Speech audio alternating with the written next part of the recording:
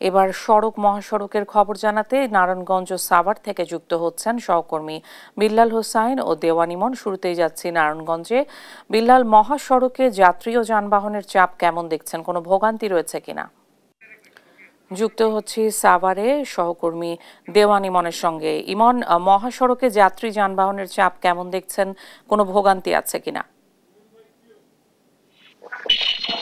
ইসিকা, আপনাকে ধন্যবাদ। আমি এই মুহূর্তে রয়েছি সাভারের রেডিও কলোনি এলাকায় এবং এই বেলা বাড়ার সঙ্গে সঙ্গে কিন্তু আমরা দেখছি যে ঘরমুখ মানুষের কিন্তু সড়কে কিন্তু উপস্থিতি বাড়ছে এবং সড়কে কিন্তু গাড়ির চাপও কিন্তু সময়ের সাথে পাল্লা দিয়ে কিন্তু বাড়ছে। আমরা সকাল থেকে কিন্তু ঢাকা রিচা এবং নবীনগর চন্দ্রা মহাসড়কের বিভিন্ন পয়েন্ট কিন্তু ঘুরে দেখেছি।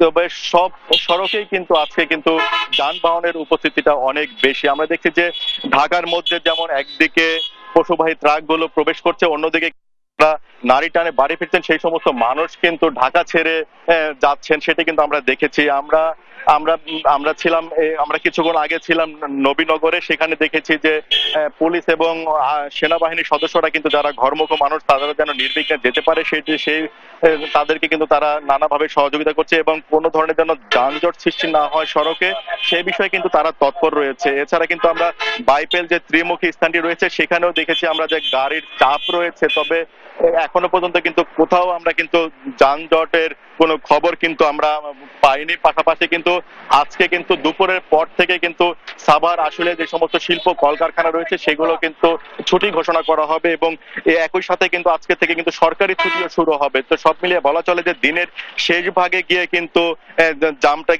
যানজটের কিন্তু একটা সংখ্যা রয়েছে। তবে এখন পর্যন্ত কিন্তু ঢাকা রিচা এবং নবীনগর চন্দ্রা মহাসড়কে কিন্তু পরিস্থিতি কিন্তু স্বাভাবিক রয়েছে। ইসিকা, ধন্যবাদ আপনাকে।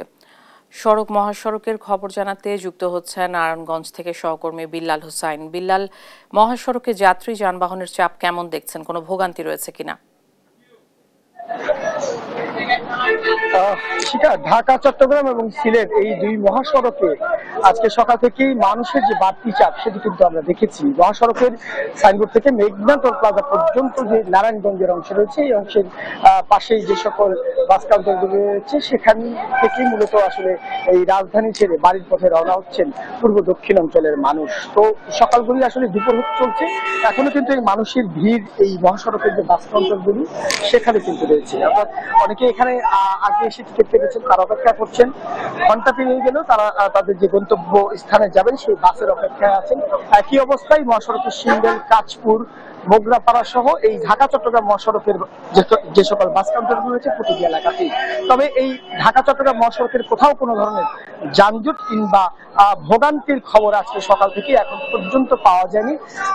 যদিও কিছুটা বাড়তি যানবাহনগুলো চলাচল করছে, ঢাকামুখী লেনে যানবাহনের চাপ বেশি থাকলেও চট্টগ্রামমুখী লেনে কিছুটা কম রয়েছে। তবে ভোগান্তি আসলে এই ঢাকা সিলেট মহাসড়কে, যেটি আমরা বলছিলাম গত কয়েকদিন ধরেই, সেই মহাসড়কে কিন্তু রয়েছে।